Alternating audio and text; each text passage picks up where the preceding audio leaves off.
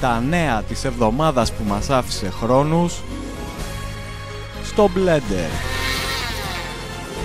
με τη Χρύσα Κατσαρίνη. Κυρίες και κύριοι, κοκομπλόκο. Απαρηγόρητος φέρεται να είναι ο Φάνης Γκέκας για τους βομβαρδισμούς αμάχων στο πέναλτι της Γάζας.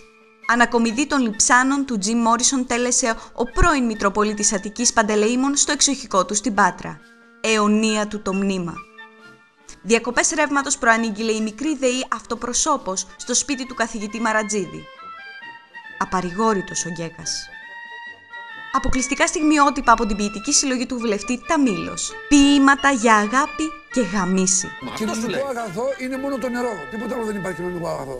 Η ενέργεια μπορεί να ζήσει και χωρίς ενέργεια.